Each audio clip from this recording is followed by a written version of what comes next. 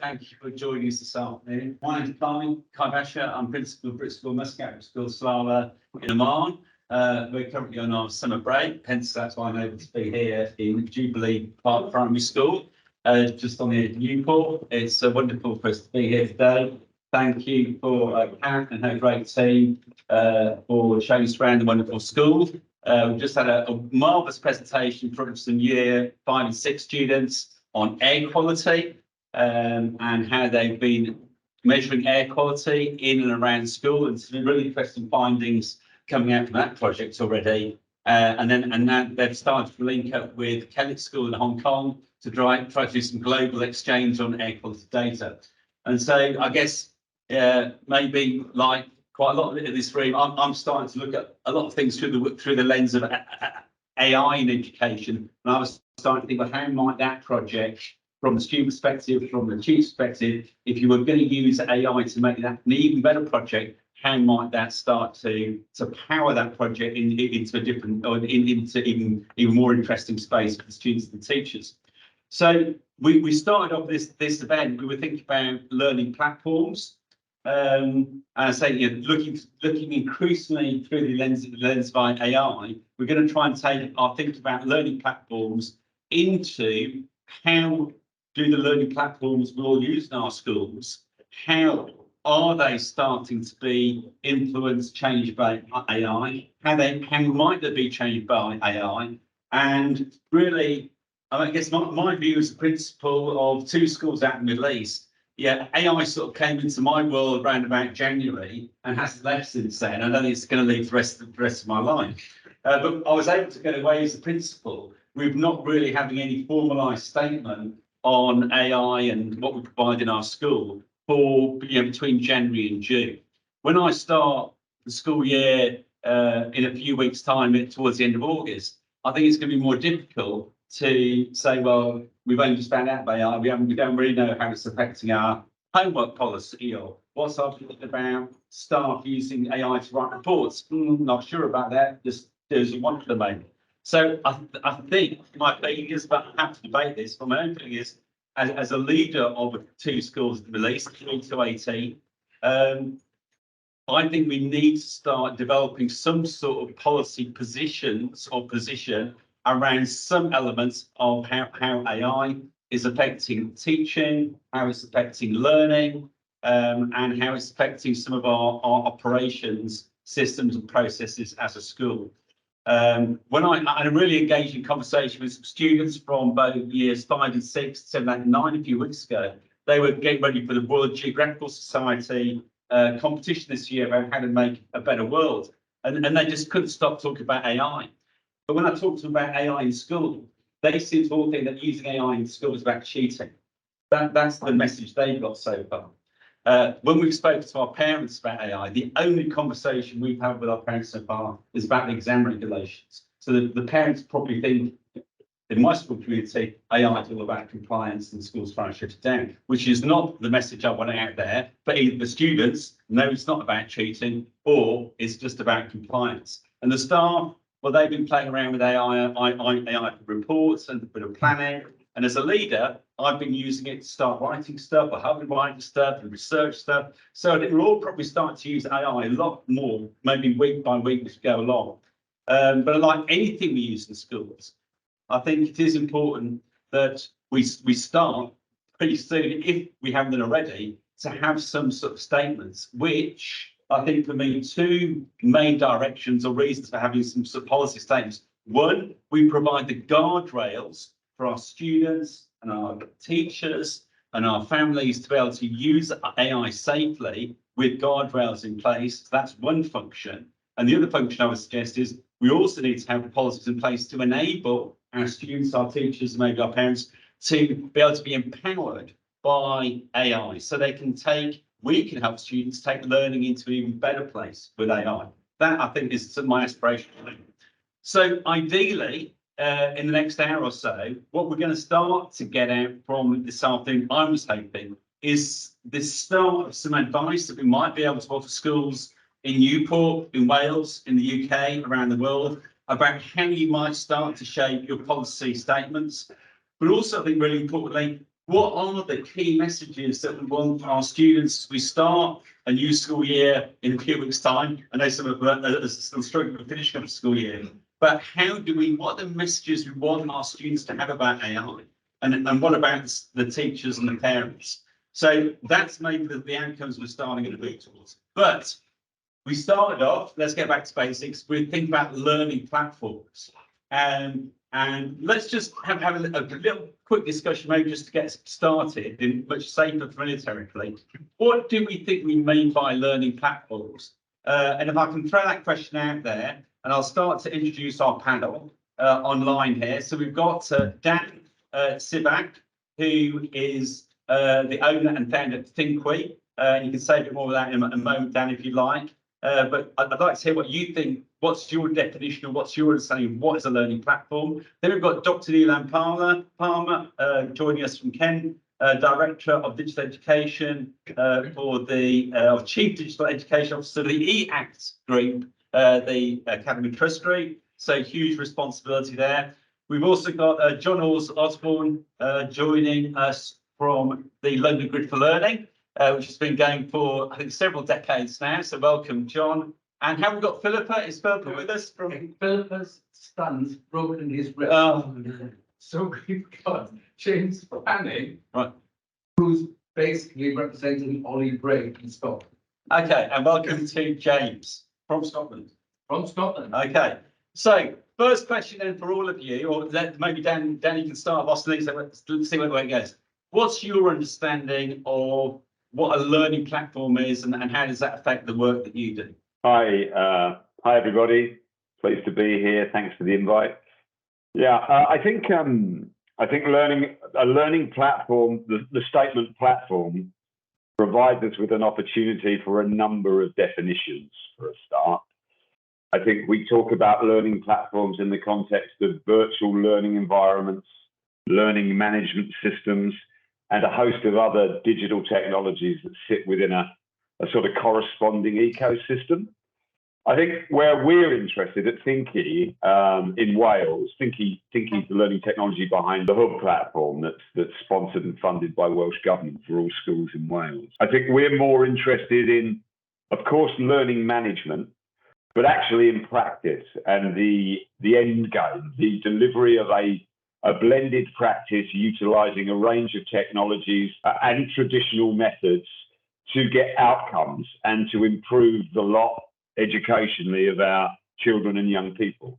So I don't know if that gives you a definition. It certainly gives you a starter for our drivers, which is all about delivering learning and teaching in the context of education and indeed in corporate learning and development. Thanks, Dan. Over to you, Neelam. What does a learning platform mean to you? Thank you. Thank you, Kai. That's a really interesting question, and I probably will echo everything Dan said. I mean, to me, really, learning platforms is a place where we can pull together all the different pieces that we want our students and our teachers and the wider organization to engage in. So learning platforms, when you hear the word learning, we obviously connect it to education in context. But that's also education for teachers in terms of continuous professional development.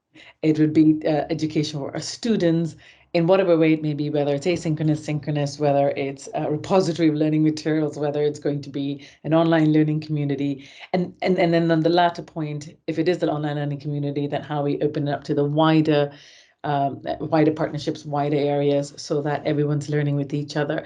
I mean, I think when we use the word learning platforms, it can be everything and nothing at all. It could be all the tools that we have out in commercially in organization. It could be something you've created on your own. I think eventually, though, we want it to be a place where learning is happening, where there's interactivity, where it's interconnected, where there's high value, where there's impact on behavior, teaching and learning outcomes. So you really make it what you want to make it, but eventually it's a place where people, stakeholders, individuals can go and learn and come back out with whatever their interests were. Okay, thank you, Neelam. John Jackson, LGFL. Well, first of all, I wish I was there. It's great to see you all, by the way. I'll give you a little wave. You can give me a wave back if you like. And thanks for reminding me, I'm looking like several decades old rather than 5 decades old. I'm John Jackson. I provide digital technologies and platforms to about 1.4 million children every day and about 500,000 teachers and support staff. I'd like to come at it slightly differently. I think using the term platform tends to imply technology. And I think when it comes to digital, the reason that the world changes is you connect things to that people want to people that have the things that they need. And if you think about Amazon or you think about Twitter, you think about all these transformational technologies in the world today, that's what they do. Now, what I've been doing within LGFL is in effect creating an environment that allows teachers, children, support staff and parents to connect to the things that they need when they need them. And it's for them then to make, maximize the opportunity of those connections. And they take many forms. They can take a form of technology. Yes, lots of technology out there, but they also can take in the form of things like educational hubs, that people that get together to share best practice, connect themselves together, then share that across a network of people. I mean, again, last week, I think Ian was there at the conference. We had a conference covering everything from AI to cybersecurity to saving money, etc., etc. And again, it was just bringing people together, connecting together with the ideas, and then disseminating those, through our content platforms, through our social media channels. So I think platform probably implies technology. I think what we should be focused on is in effect what are the foundations for the future of education. And I think we're going to touch on AI today. Well, I'm not an expert on AI today, but what I would say is the future is going to be completely reinvented. Forget everything that you know and think about today. AI is going to change it. So I'll give you one example just to as part of the conversations we've been having. Our education system is generally designed to be top-down, policy-driven, top to bottom.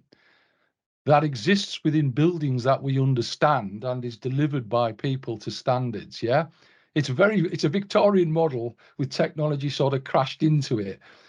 AI just changes it. Just think about the possibilities. I loved history, and one of the things that we did one of our conferences recently, we brought Henry VIII to life on a big screen, and we were talking to Henry VIII, and he was answering questions. Now imagine that as a learning experience. Now, 3 months ago, good old Henry looked a bit barefaced and didn't have much in the way of regalia, but in 3 months, he came back, he had a beard that looked like a beard, he had regalia that looked like regalia, and he had a lot more to say about Cardinal Wolsey.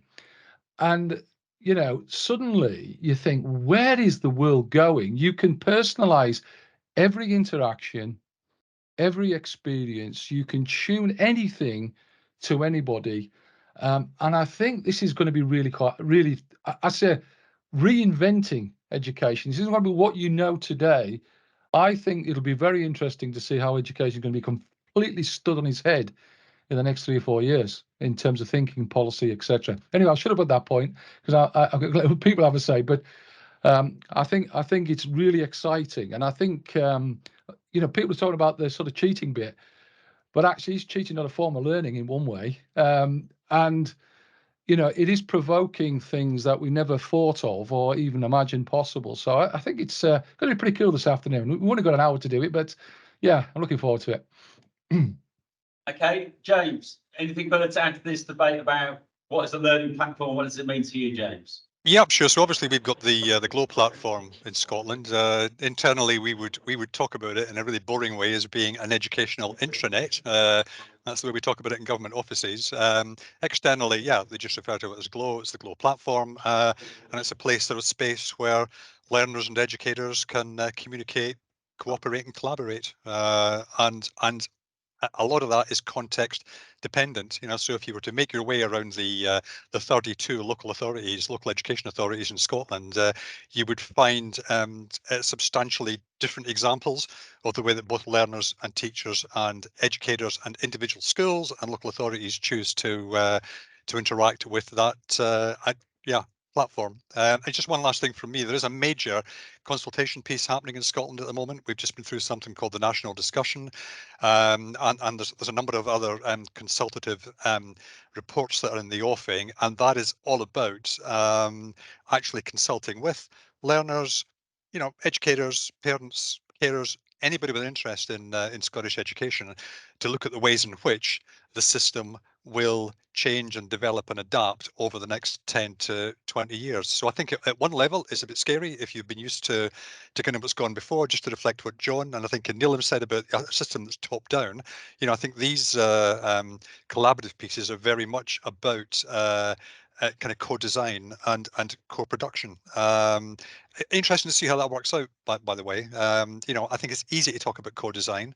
I think it's more difficult to actually ensure that the learners and the parents and the carers, etc., actually are at the very centre of that and their voices are heard, and you actually ensure you've got a system that that's flexible and adaptable. I think if there's a key issue up here, it's that we launched Curriculum for Excellence over 10 years ago, but we've not really thought about how you actually continually refresh that. But I think the national discussion and the reform and everything around that will deal with those issues. Okay, thank you, James, and thanks for the update on what's happening in Scotland. That sounds fascinating about that national discussion about where next for education.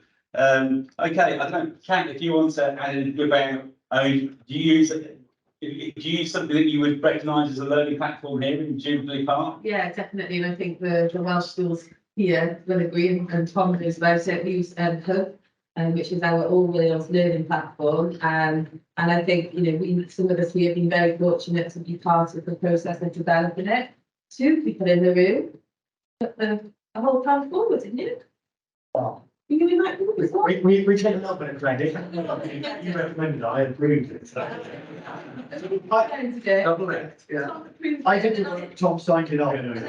Apart because the early stages of that wasn't fit for purpose at all, and I think we've got to a position now, interested in listening to James talk, John Scotland, in terms of curriculum and how that's worked or hasn't worked alongside a learning platform. And I think in Wales, where we've had a real benefit, has been our new curriculum for Wales sits on Hub first and foremost and is driven through Hub. So that's really enabled us to take our new curriculum and put it in a position where we're using that on a daily basis through our learning platform. So I think that's really supported schools across Wales. And I still think Karen would probably say there's some schools that don't use it. Absolutely.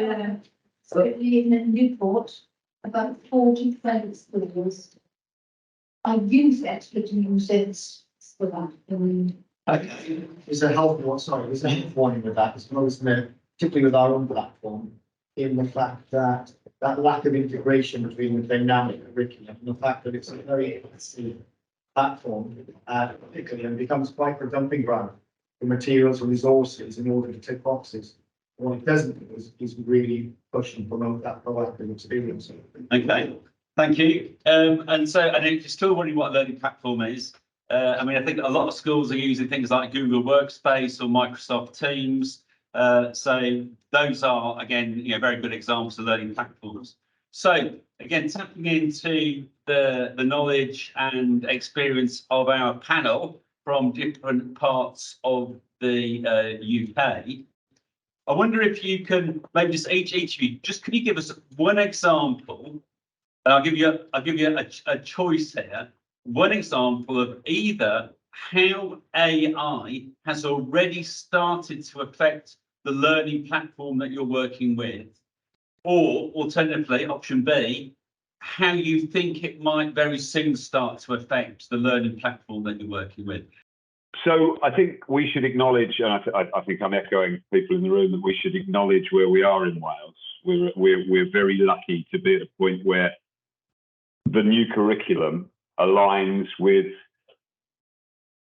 a set of practices that I think would be preferred in our schools by a number of leading practitioners, and that AI fits quite neatly within that. And I think what I'm saying there is that, at a practice point of view, we like challenge, we like project-driven opportunities to drive skills, metacognitive skills, research discovery, collaborative skills into our children and young people through the effective utilisation of those technologies. So we're in this really fortuitous opportunity where there's tumultuous change in terms of the requirements of our practice. There's tumultuous change because some of us are really challenged by curriculum changes, others are wholeheartedly part of it and driving it forward in our space.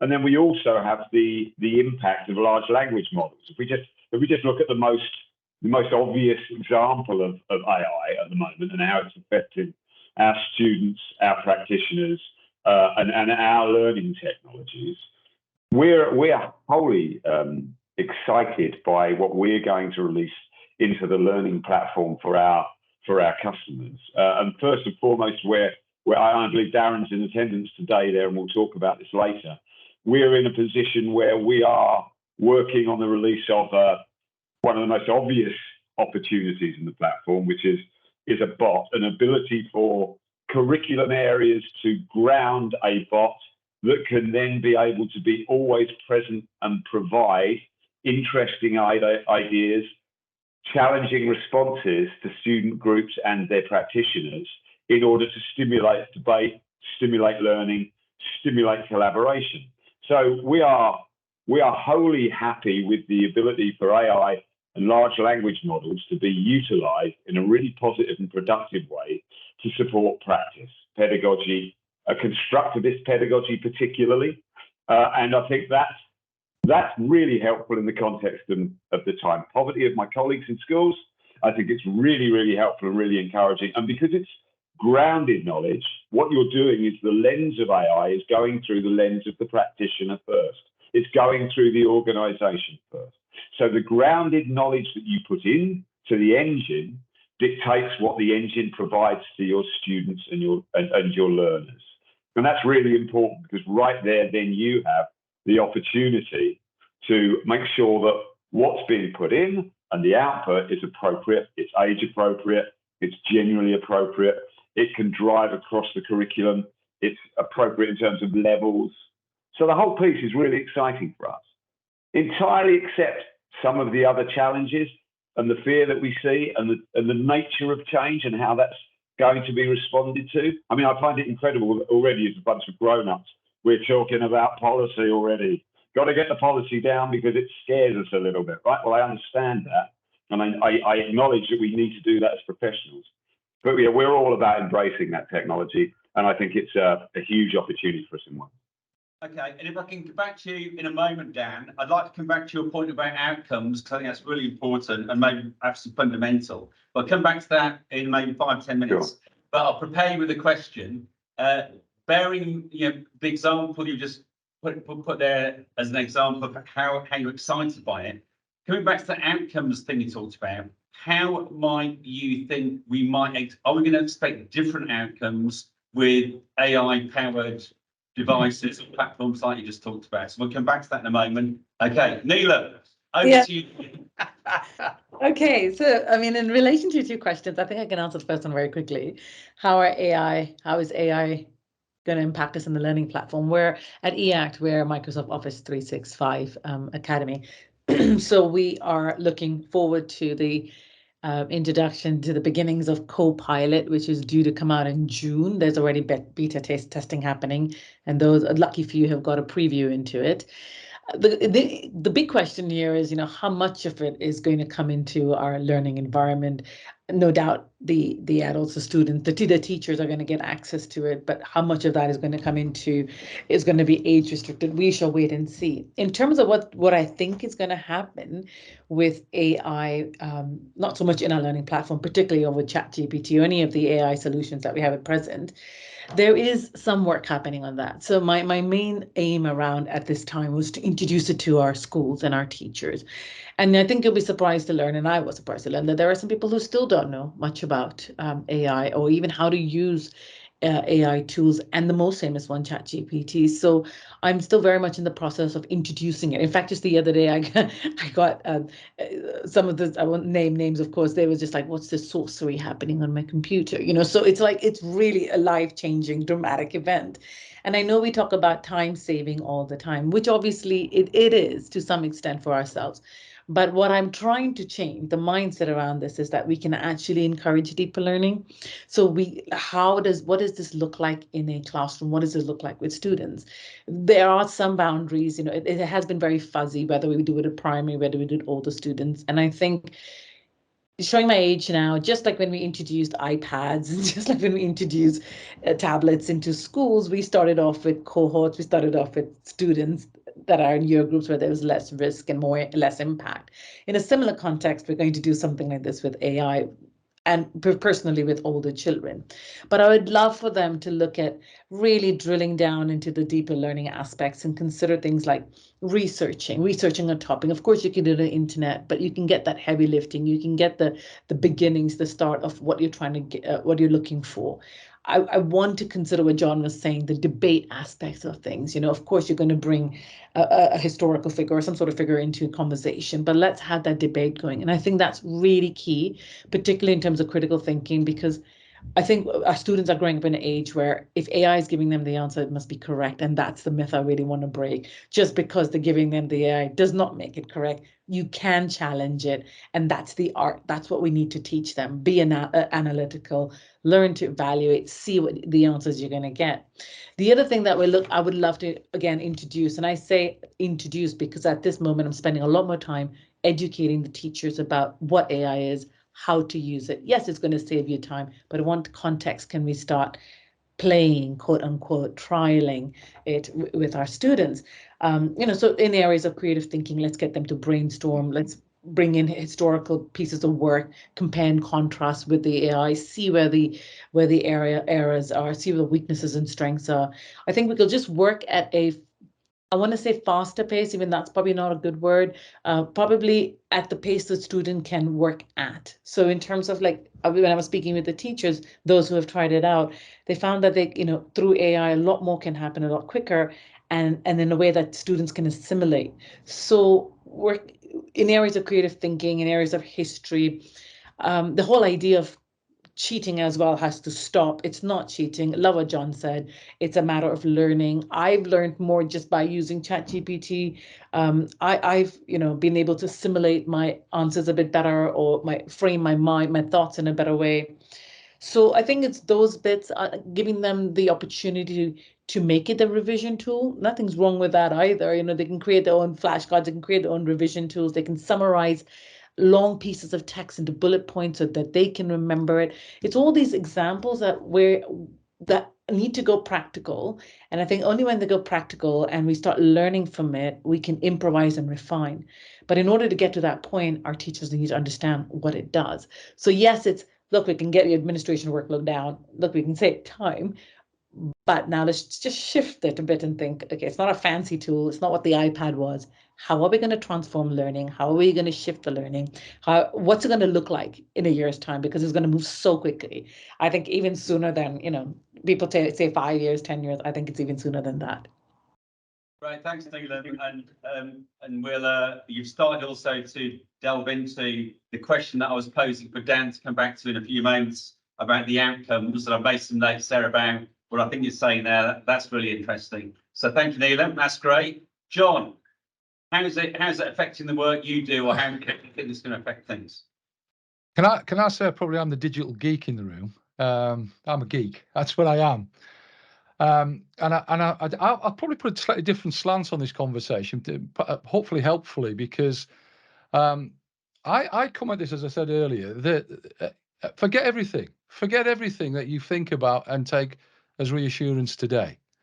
In theory, AI could replace teachers within a few years completely.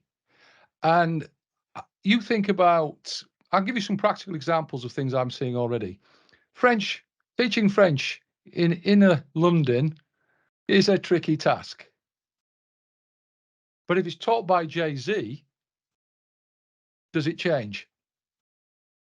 And what I think is going to happen, and what I'm seeing already, is one of the things that we have is a standard curriculum that is kind of, and again, I'm not the educator in there, but I was part of the system at one point, and it was kind of one size fits all. You work to a set of standards and you progress through a series of year groups, and we all took exams at the end of it. And most of us managed to get through it somehow. and do fairly well in life. But AI just completely changes it. You can personalize learning, you can personalize the subject matter, you can personalize the person who's delivering it, you can personalize the role of the person delivering it. And I think one of the challenges has been for education, has been equality. And one of the great things that I think AI brings is the opportunity to personalize and equalize learning experiences. There are children out there we all know who don't work well within a standards-based model, but God, you can use AI, you can tune it to them. And I think what I've seen, I don't know how many of you have started interacting with some of these AI bots online. Has anybody started trying to use them and seeing what they can do? But you can actually, I mean, I was watching it the other night and somebody popped up Steve Jobs. It looked, it sounded, and it felt like Steve Jobs. And when it answered questions, it felt like Steve Jobs. And we were asking it questions and it said it was Steve Jobs. And suddenly, I found myself connecting to this and jumping in and getting really enthusiastic about it. And I just think that, you think about the fact that what you've got now online as a brain in the internet, for want of a better phrase, is an accumulation of all knowledge, experience, relationship management, interaction, delivery, excitement, all out there, and now all consumable and can be funneled into you through various toolkits and things that you've even thought of. Somebody was saying to me at the conference that they had someone who was underachieving in maths, and they used an AI model to help them learn, and they came out as the top achiever, not only in the school, but in the region.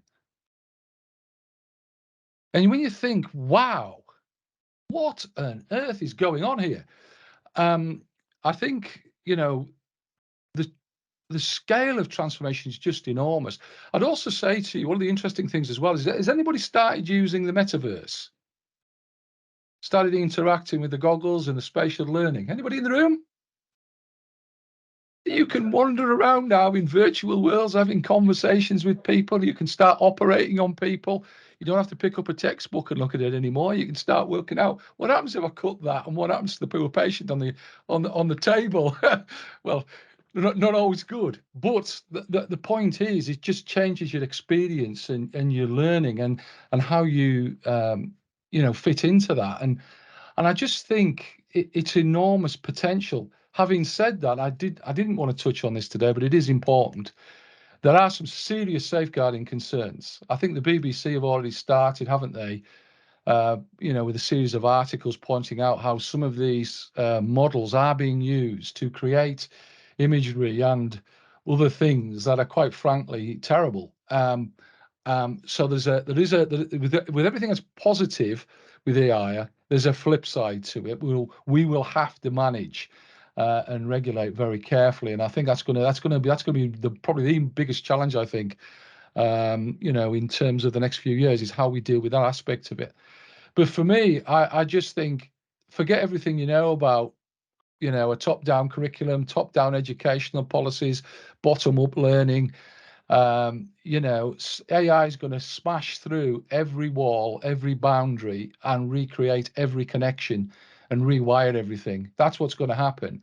It won't happen overnight, because the system will react, as it always does, to change. No one likes change much, but it will happen. And I think the challenge for those who are the politicians in this world is, can they keep pace with this? Because I just think the whole education system, forget things like Google Workspace and and Office 365 for one moment, because they're big, and I've put, I think in our infrastructure, put probably well over 2,500 of those in during COVID. They aren't changing much. It's the AI enablement and the tooling that's coming through from that will game change everything. But it's going to take, as I say, I just think it's really exciting. At the conference, I was seeing teachers now doing some crazy things, producing things quickly, personalizing learning, bringing in new imagery. All these things are happening in some schools around the UK now. They're harnessing it and investing in it at a big scale. For me, I think I know I've given out several things, but I just wanted to kind of give a different dimension to this, because I do think the question for me is just how radical is it going to get? It is going to be totally radical, totally transformational. Forget everything that we know today. In 4 or 5 years' time, it will have been stood on its head, and the opportunities from that are enormous. And for schools, for teachers, and for the education system, it is going to be a revolution. It really is going to be a revolution. Okay, thank you, John. And James. Well, John, follow that. John may have described himself as a geek. I think I'd probably describe myself as a cynical evangelist, to be honest with you. As in, he used to be an evangelist, but then listened to all these promises about tech and what it was going to do, and it was going to change the world, and blah blah blah blah blah. So I've developed just a degree of cynicism in relation to all of that, which we could argue until the cows come home. I'd say in terms of AI, I think if this was a book, certainly up here, you'd be sitting wondering what the chapter headings are, to be honest with you, because I think it's it'd be easy for me to say, this is happening out there, this is happening out there. Yeah, I can certainly point to some individual schools, where, for example, there's a school in the north where ChatGPT has been taken on board big time and embedded in the curriculum. But that's the exception rather than the rule.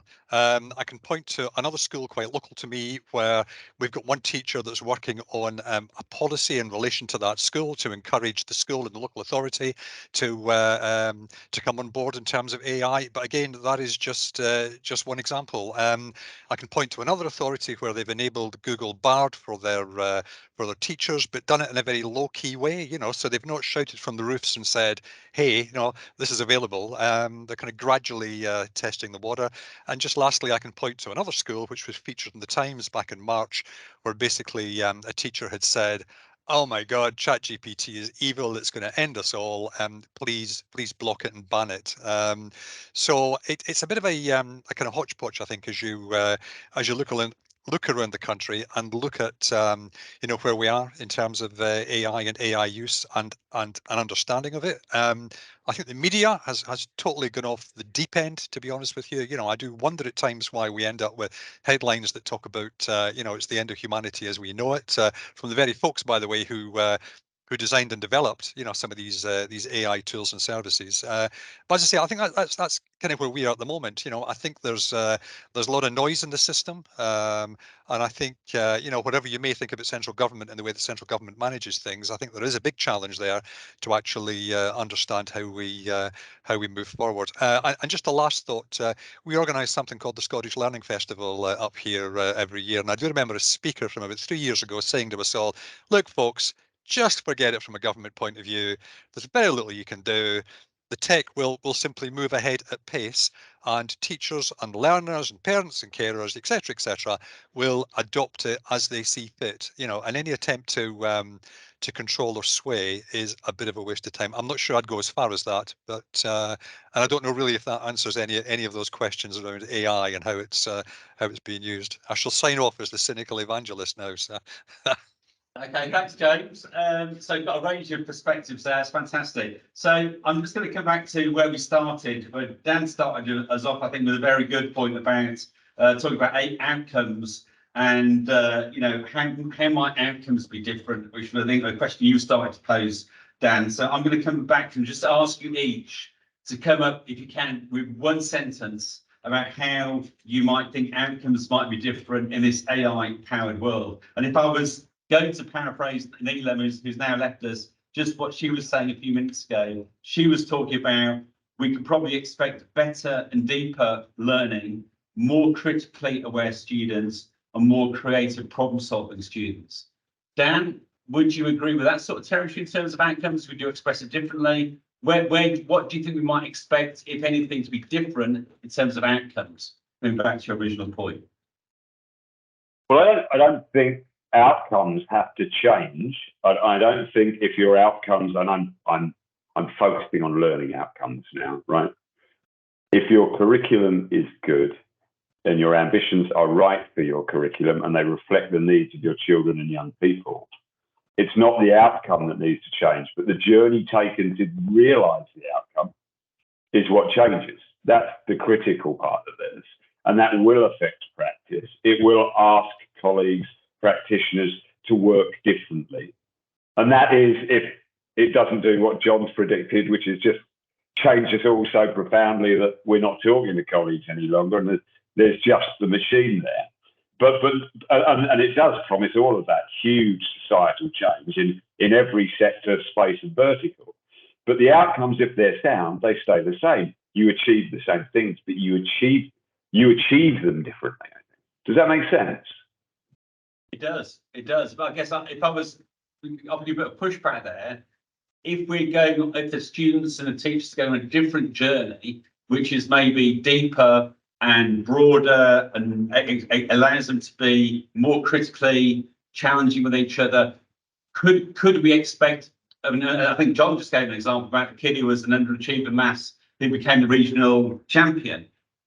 Could we expect better outcomes? Could we expect deeper learning, more sophisticated learning from more students if it's AI powered?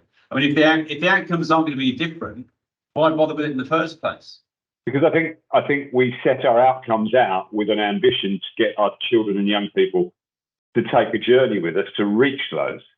How effective we are in that journey, delivering that journey, enabling them to collaborate, communicate, construct their understanding of what it is we're asking them to achieve, well, that's a completely different story and is a result of practice and engagement. I think John's talked a lot about engagement and immersion and practice, and we've started to touch on practice.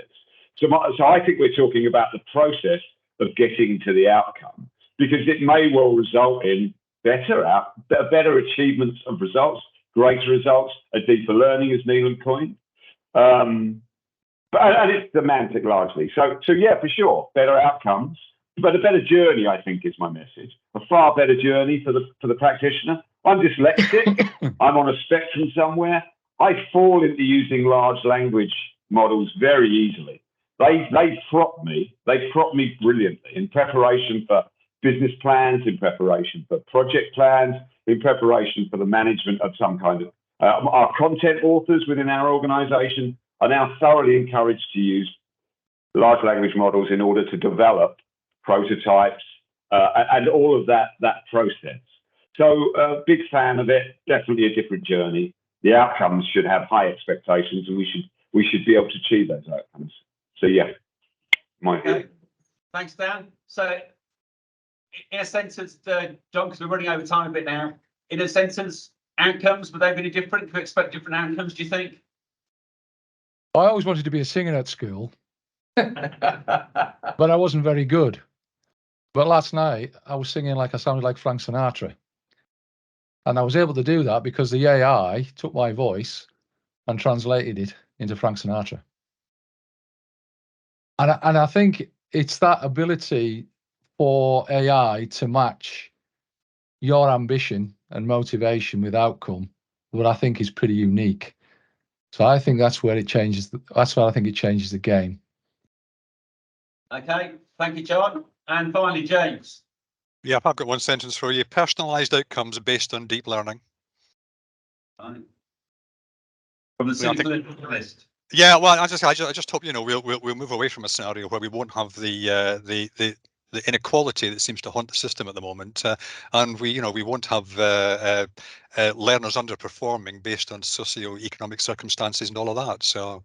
Kai, sorry to interrupt you, James, but there was one point I did want to mention, which I think is fundamental. What the AI revolution means, though, is it's even more important that there is not a digital divide and that children do not get left behind and families are without the cash, the money and the resources, because what it could deepen is inequality. Can you see what I'm saying? If the technology, as I'm predicting, will transform education, what you don't want is greater inequality as a result of it. And I think that's the risk. That risk still exists. That is something government can solve through investment and initiatives. So I wouldn't want to lose that in this debate. I think we've got to watch the digital divide very carefully in this.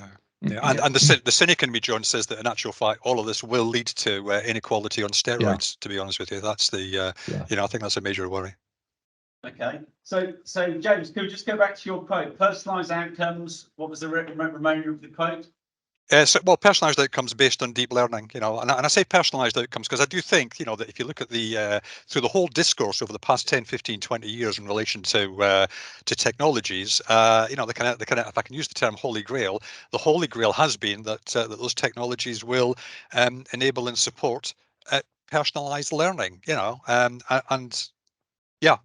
I'll leave it at that because I could get a bit insulting about, you know, some classes where I look at learners experiencing learning that I would have experienced like 110 years ago, minus the belt, by the way. But you know, so. Okay, so if I was trying to summarise what the four of you have said, and in Neelam's absence, it might be something along the lines of AI has the potential to democratise and decentralise learning and education, which will create a far better journey for all our learners, where we'll end up with deeper learners, more critical learners, more creative problem solving, which will result in personalised outcomes based on deep learning. Something like that. We might not go anywhere near policies, but in terms of maybe crafting a vision of what we might end up with, I think, you know, we've had some really useful debate there, but I think we've run out of time in. Yeah, I think we have run out of time, but I think we've actually gone to the place that we needed to go and talked about the things. And John, you said you wouldn't have anything to say on this. Do you remember that? I do remember that, Ian. I'll live to regret saying that. We'll chat about this later. And Dan, really interesting perspective. Thanks. And James, thank you so much for stepping in for Ollie, because I know he's on holiday, but I think you've done a really good job in actually sharing the journey that Scotland is on. Yeah, that's great, because we've had three provinces represented. Yeah. That's the right word. We've got Wales, Scotland, and England. If you're prepared to represent England, John. Well, of course. Well, you're running the National Grid for Learning anyway, aren't you? Yes, and if anyone didn't know, I'm from Carlisle. I'm not from London, so just in case. Okay. Right. Yeah, thanks very much. Thanks, guys. Thanks, Dan. Thanks, James. Thanks, guys. Really great. Thanks a lot. Thanks for your time and energy. Thank you. Great to meet you all as well, by the way. But we're going to focus on the conversations that are happening here, so you can stay in the call if you want. Okay. Thank you very much. Okay. Thanks very much, folks. Thanks, Thank you. guys. Bye-bye.